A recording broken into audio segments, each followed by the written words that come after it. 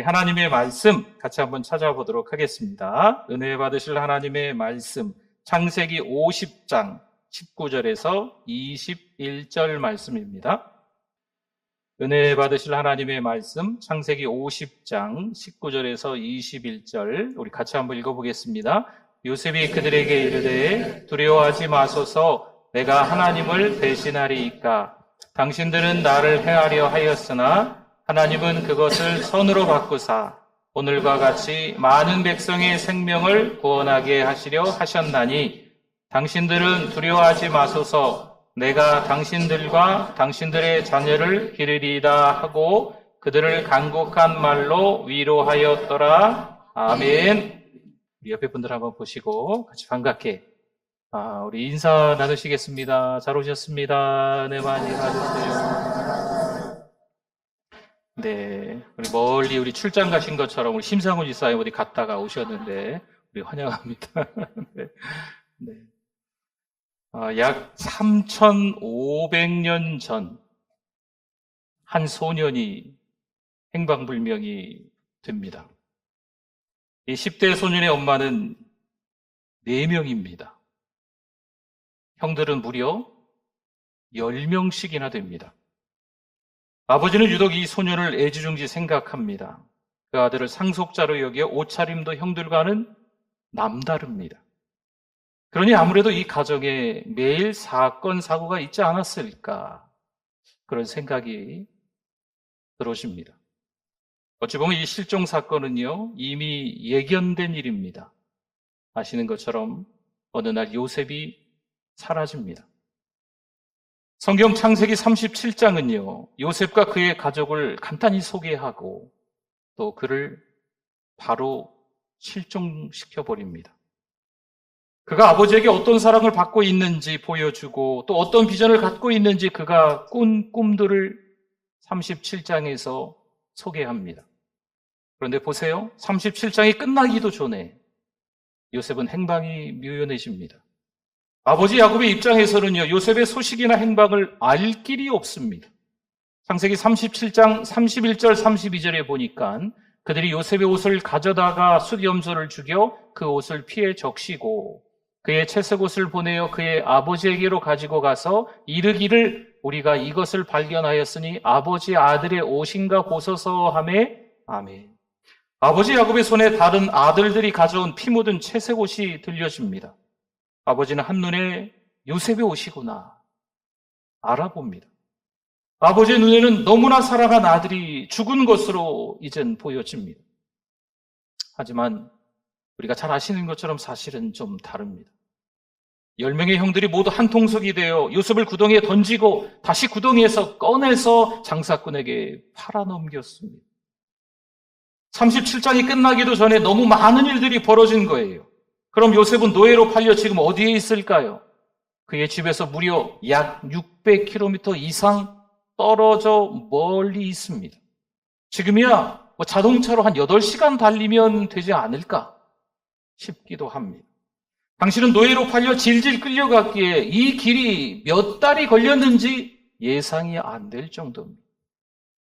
결국 37장 맨 끝절에 들어가면 요셉의 현 위치가 잠깐 등장합니다. 요셉은 애굽의 보디발 장군의 집에서 일하고 있습니다. 악한 형들의 계략으로 요셉의 인생은 끝이 나는 것처럼 보입니다. 다시 돌아갈 수도 없습니다. 이젠 희망도 없습니다. 요셉 그에겐 미래도 없어 보입니다. 정말 끝일까요? 하나님의 계획은 사람들에 의해 실패로 끝나지 않습니다. 악한 형들의 그 계략으로 하나님의 계획이 무산되지 않습니다. 누가 봐도 이제 요셉에게는 아무런 기대가 없어요. 형들의 시기 때문에 요셉은 겪지 않아도 될 고난이 찾아옵니다. 성도 여러분, 우리도 마찬가지입니다. 누군가의 욕심 때문에 끔찍한 일을 겪을 때가 있습니다. 절망적인 상황이 내 삶에 영향을 미칠 수 있습니다. 이런 사연들이 우리에게도 충분히 일어날 수가 있습니다. 그렇죠. 일상에서 이런 상황들을 자주 경험하기까지도 하는 분들이 있습니다. 하지만 우리는 일어난 상황보다 하나님에 대한 기대감이 있어야 될 줄 믿습니다. 말도 안 되는 사연 많은 일이 일어났지요. 하지만 하나님의 손으로 옮겨지면 달라지는 거예요. 하나님의 선하신 뜻은 분명 우리의 생각과는 다르게 편집되는 줄 믿습니다. 출애굽기 13장 21절과 22절에 보니 여호와께서 그들 앞에서 가시며 낮에는 구름 기둥으로 그들의 길을 인도하시고 밤에는 불 기둥을 그들에게 비추사 낮이나 밤이나 진행하게 하시니 낮에는 구름 기둥 밤에는 불 기둥이 백성 앞에서 떠나지 아니하니라. 아멘. 하나님은 그들 백성을 애굽에서 나오게 해주십니다. 사역 많은 그들 백성은 평생 사실 대대로 애굽 땅에서 종살이를 해야만 했어요. 그런데 하나님의 선하신 뜻과 목적이 있어서 그들 백성을 출애굽하게 만들어 주시는 거죠. 그럼 앞으로 누가 인도해 주실까요? 그들 백성은 앞으로 인도해 주시는 그분만 신뢰하면 되지 않을까요? 그런데 그들의 입에서는 원망과 불평이 쏟아지기 시작합니다. 여러분 보세요. 누군가의 입에서 이 반복적으로 훈련된 말들이 막 나와요. 어떤 분은 입만 열면 욕을 합니다. 대화하다가도 욕을 해요. 운전하다가도 욕을 해요. 어떤 경우엔 자기가 욕을 한지도 모르고 욕을 해요. 어떤 분은 흉을 봅니다. 대화하다가 다른 사람 욕을 하는 거죠. 판단을 하는 거예요. 자기도 모르는데 계속 그냥 주절주절 다른 사람 비방하는 내용들을 너무 서슴없이 이야기하는 거죠. 그들 백성들은 출애굽을 하기는 했습니다. 하지만 여전히 노예 근성이 남아 있습니다. 그러니 불평하고 원망하는 거죠. 때론 힘들고 때론 부족하겠죠. 광야인데 충분히 그럴 수 있습니다.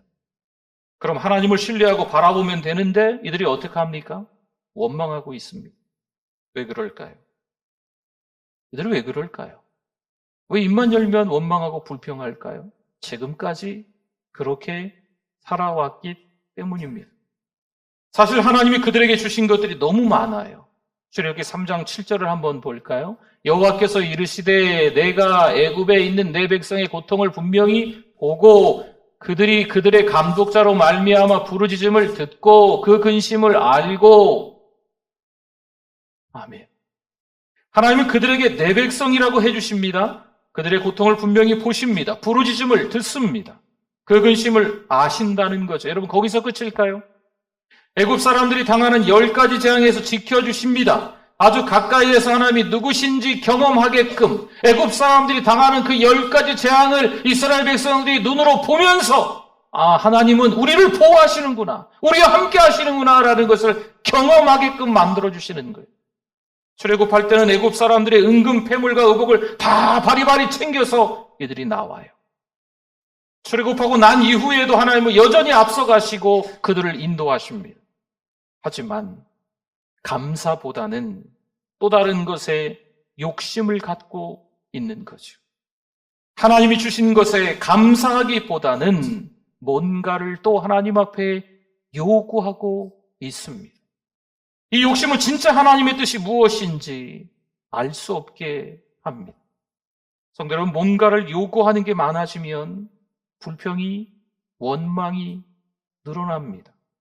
출애굽하고 난 이후에도 뭔가 원하고 기대하는 게 있는 거지요. 하지만 모든 계획이 내 생각과 다릅니다. 그들은 홍해 앞에서 또 쓴물 앞에서 또 배가 고프다고 노예 근성이 드러납니다. 왜 하필 저에게 이런 시련을 주시나요? 하나님께 묻고 있어요. 혹시 우리도 이렇게 기도하고 있는 건 아닐까요? 그런데 이제 우리는 좀 다른 질문을 하나님께 할 필요가 있습니다. 이제 하나님 앞에 기도하시되 하나님 왜 내가 이런 시련을 왜 납니까? 이게 아니고 다른 기도를 할 필요가 좀 있습니다. 하나님 이 일을 통해 제가 무엇하기를 원하십니까? 하나님 이 일들 속에 하나님의 선하신 뜻은 무엇입니까? 성도 여러분, 내 뜻과 내 생각이 아닙니다. 누구의 뜻이 중요할까요? 누구의 생각이 중요할까요? 그렇죠? 하나님의 뜻과 하나님의 생각이 중요한 줄 믿습니다. 우리의 뜻이 중요한 게 아니에요. 우리의 뜻은 상황에 따라 아침 저녁으로 바뀌어요. 하루에 2번만 바뀌면 양호하죠. 몇 차례고 또 바뀝니다. 어렵기는 하겠지만 하나님의 뜻을 저와 여러분이 찾아야 합니다. 물론 요즘 여기저기서 이게 하나님의 뜻이다 이렇게 말하고 있어요. TV를 틀어도요, 유튜브를 봐도 어떤 유명한 목사님 설교를 들어도 이게 하나님의 뜻이다, 이게 하나님의 뜻이다, 생각이다 라고 이야기하는 것들이 너무나 많아졌어요. 도대체 무엇이 하나님의 뜻인지 알 길이 없습니다.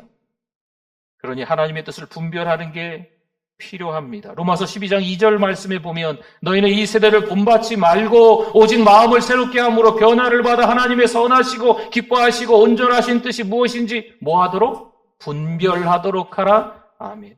하나님의 뜻을 찾는 것은 어렵습니다. 하나님의 뜻을 분별하는 것은 사실 힘듭니다. 그런데 하나님의 뜻이 무엇인지 잘 보이게 드러나 있는 성경 말씀들이 있어요. 그 중에 하나 데살로니가전서 5장 16절에서 18절 말씀에 보니까 항상 기뻐하라, 쉬지 말고 기도하라, 범사에 감사하라. 이것이 그리스도 예수 안에서 너희를 향하신 누구의 뜻이라고요? 하나님의 뜻이니라. 아멘. 하나님의 뜻은 항상 기뻐하고 쉬지 말고 기도하고 범사에 감사하는 것인 줄 믿습니다. 여기서 항상 쉬지 말고 범사, 이것은 같은 맥락입니다. 하나님의 뜻은 항상 기뻐하고 늘 여전히 기도하고 계속해서 모든 일에 감사하는 것이죠. 그런데 이 말씀에서 그냥 넘길 수 없는 중요한 말이 한 가지 또 있습니다. 그리스도 예수 안에서. 그리스도 예수 안에서 항상 기뻐하고 그리스도 예수 안에서 쉬지 말고 기도하고 그리스도 예수 안에서 범사에 감사해야 될 줄 믿습니다. 그냥 기뻐하는 게, 그냥 기도하는 게, 그냥 생각 없이 감사하는 게 아닙니다. 우리는 그리스도 예수 안에서 하나님의 자녀입니다. 그리스도 안에 거하는 삶을 살게 됩니다. 그리스도를 믿는 순간부터 우리 안에 그리스도가 이 안에 거하시는 줄 믿습니다. 빌립보서 4장 4절에서 말씀하네요. 주 안에서 항상 기뻐하라. 내가 다시 말하노니 기뻐하라. 아멘. 주 안에서 기뻐하라. 이 말은요, 누구 안에서만 가능할까요? 그리스도 안에서만 가능하다는 말이에요. 그리스도를 빼버리면 기뻐할 수가 없습니다. 우리 기쁨의 이유는 그리스도 안에 있기 때문입니다. 누가 봐도 인생이 만만치 않아요. 어떤 인생은 만만한가요? 만만치 않다니까요. 어떤 인생은 평탄한가요? 아니라니까요. 비포장이라니까요. 굴곡이 많다니까요. 광야 같다니까요. 하지만 우리는 그리스도 안에서 뭐 해야 된다고요? 기뻐해야 됩니다. 왜 하나님이 그들 백성들에게 매일 만나와 메추라기를 주셨을까요? 생명이 누구에게 달려있다? 하나님께 달려있다라는 것을 말씀해주고 있는 거예요. 그러니 매일 주님 안에서 기뻐하라는 훈련입니다. 만나와 메추라기를 주시는 하나님을 매일 바라보라는 거죠. 매일 그날 먹을 것만 거두잖아요. 하나님이 오늘도 은혜를 주셨구나. 오늘도 하나님의 은혜로 살아가는 거구나 라는 훈련의 현장인 겁니다. 하나님 백성의 정체성을 확인하는 거지요. 내가 너의 하나님이란다. 나는 너의 아버지란다. 내가 너를 책임지겠다. 날 믿어라. 이 말씀을 끊임없이 매일같이 하나님이 그들 백성들에게 해주고 계시는 거죠. 물론 이것은 광야입니다. 광야 같은 세상입니다. 그래도 하나님과 연결되어 있으면 광야 같은 세상이지만 누가 책임지실까요? 하나님이 책임져 주시는 줄 믿습니다. 그런데 아침 저녁으로 만나와 메추라기를 먹음에도 불구하고 여전히 그들은 원망과 불평을 다 쏟아냅니다. 입만 열면 원망하고 불평하는 거죠. 하나님이 주신 것으로 만족하는 이 훈련에 그들은 실패합니다. 그들의 원망과 불평은요, 모세를 향한 것이 아니에요. 제대로 말씀드리면 그들의 원망, 그들의 불평은요, 누구에게 향한 걸까요? 하나님을 향한 거예요. 결국 그들은 금송아지 우상을 만드는 상태까지 이릅니다. 여러분, 우리의 삶은요, 나의 노력한 만큼이 아닌 하나님의 뜻대로 돌아가는 거예요. 내가 최선을 다해서 열심히 내 경험으로 내 실력으로 노력했으니 내 인생은 이제 보장받을 거야. 천만에요. 그렇지 않습니다. 그렇게 노력해서 우리의 인생이 책임져지는 거 아니에요. 누구의 뜻대로? 하나님의 뜻대로 돌아갑니다. 내가 생각하는 대로 돌아가지 않아도 낙심하지 않기를 바랍니다. 왜죠? 내 뜻보다 하나님의 뜻이 더 높고 더 선하기 때문인 줄 믿습니다. 물론 그 뜻은 지금 당장은 알 수 없어요. 하지만 하나님의 뜻과 관련 없이 일어나고 있는 일은요, 세상에 한 가지도 없어요. 그렇습니다. 내가 보기에는 이해되지 않아도 하나님의 선하신 의도와 선하신 목적이 항상 있습니다. 로마서 8장 28절 말씀에 우리 같이 한번 읽어주십시오. 우리가 알거니와 하나님을 사랑하는 자, 곧 그의 뜻대로 부르심을 입은 자들에게는 모든 것이 합력하여 선을 이루느니라. 아멘. 하나님의 뜻에 따라 세상이 돌아가는 겁니다. 그 뜻 안에 우리가 있습니다. 때로는요, 내가 잘못 결정할 때도 있어요. 실수할 때도 있습니다. 그래서 실패한 인생처럼 보일 수도 있습니다. 그럼에도 불구하고 하나님은 선으로 바꿔놓으시는 줄 믿습니다. 모든 것이 합력하여 선을 이루도록 하나님은 만드십니다. 성을 속였어요. 또 아버지를 속였어요. 그렇게 해서 장자의 축복을 받은 야곱. 참 고생을 많이 합니다. 하지만 야곱은 하나님의 선하심으로 이스라엘이 됩니다. 요셉은 기가 막힌 위기를 지나게 되지요. 하나님의 선하신 뜻으로 꼬인 것이 하나하나 풀어지는 역사를 경험하게 됩니다. 물론 요셉은 어린 나이에 자기밖에 몰랐습니다. 그에게 부족함이 있었어요. 어찌 보면 그에게 미성숙함이 보였습니다. 또한 형들은 시기와 욕심으로 요셉을 고통의 구석으로 몰아넣었습니다. 그리고 아버지의 그 편애는 가정의 질서를 너무 혼란스럽게 만들어 버렸습니다. 하지만 하나님의 선하신 손으로 그 요셉의 인생이 다시 편집되는 줄 믿습니다. 사람의 부족함, 욕심, 미숙함도 하나님의 뜻을 바꿀 수가 없습니다. 20절 한번 볼까요? 당신들은 나를 해하려 하였으나 하나님은 그것을 선으로 바꾸사 오늘과 같이 많은 백성의 생명을 구원하게 하시려 하셨나니 아멘. 지난 시간들을 돌아보면 요셉도 형들도 후회할 일이 많습니다. 저 여러분은 어떨까요? 지금까지 인생을 살아오고 있는데 단 한 가지도 후회할 것이 없습니까? 그렇지 않잖아요. 후회할 만한 인생의 여러 시간들이 있습니다. 많겠죠. 하지만 그럼에도 불구하고 여기까지 인도하신 하나님의 은혜가 있는 줄 믿습니다. 물론 우리의 앞날에 대해 기대할 만한 것이 하나도 없을 수도 있어요. 하지만 우리의 미래는 전적으로 하나님의 선하심과 연결되어 있습니다. 성도 여러분, 우리가 부족해요. 우리가 연약해요. 우리가 나약해요. 우리가 아무리 잘 살아보려고 발버둥 쳐도요, 우리의 한계가 있습니다. 또한 우리가 실수를 한두 번 해요? 잘못된 선택을 한두 번 합니까? 우리의 어설픈 결정, 이게 너무 많아요. 하지만 그것마저도 우리 하나님은 선하게 바꾸어 가시는 줄 믿습니다. 이렇게 저렇게 상처투성이가 될 수도 있어요. 그러나 하나님은 그것마저도 선하게 만드십니다. 그래서 요셉의 삶은 형통의 삶이다 라고 이야기하는 거예요.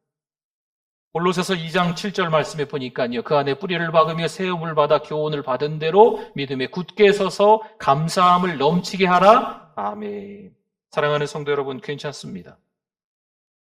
요란다를 살다 보니까 신자라고 하기에는 너무나 터무니없는 거죠.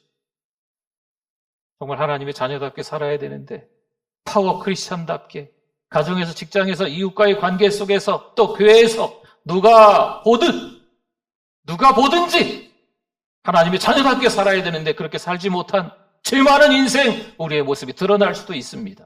목사인 저는 예외일까요? 아니에요. 똑같습니다. 목사를 하기에도 너무 부족한 삶을 여전히 살아가고 있는 거죠. 하지만 이제부터 그리스도 안에서 뿌리를 받기를 원합니다. 그럼 뭐가 넘친다고요? 감사함이 넘치게 될 줄 믿습니다. 여러분, 흘러넘침이라고 하는 것은요, 나뿐만 아니라 내 주변 사람들에게, 내 이웃 교회들에게, 다른 나라의 민족들에게도 우리가 받은 은혜가 흘러가는 것을 말하고 있는 거예요. 여러분, 받은 은혜가 큽니다. 받은 사랑이 큽니다. 그 은혜가 우리 주변 이웃들에게, 주변 교회들에게, 우리 민족, 아니 세계 열방에 그 은혜가 흘러갈 수 있기를 주님의 이름으로 부탁을 드립니다. 아멘. 우리 기도하겠습니다.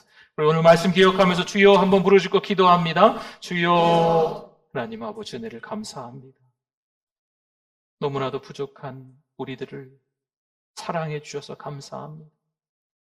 하나님의 자녀가 맞나 싶을 정도로 엉망으로 살아가고 있는 우리들입니다. 목사답지 못한 말과 행동을 생각을 하고 있습니다. 용서하여 주시옵소서. 하나님의 그 사랑 때문에, 하나님의 그 은혜 때문에 오늘을 살아가는 줄 믿습니다. 부지런하여 게으르지 말고 열심을 품고 주를 섬길 수 있도록 도와주시옵소서. 사탄은 오늘 사자같이 두루 삼킬 자를 찾는다 하였습니다. 정신없이 세상 속에서 살아가지 않도록 도와주시옵소서. 믿음으로 살아갈 수 있도록 은혜 내려주실 줄 믿습니다. 하나님 아버지, 은혜를 감사합니다. 세상의 많은 것들이 우리를 힘들게 하고 있습니다. 세상의 것들 가운데 좋아 보이는 것들이 많이 있습니다. 세상 속에서 세상 사람들이 좋아하는 것들과 함께 거할 때 너무 좋은 것 같습니다. 하나님, 용서하여 주시옵소서. 원망과 불평을 하며 사람들에게 손가락질을 하며 사는 우리의 인생을 용서하여 주시옵소서. 하나님의 은혜에, 하나님의 그 손길에 감사하며 살아가는 우리들 되게 하여 주시옵소서. 예수님의 이름으로 기도드립니다. 아멘.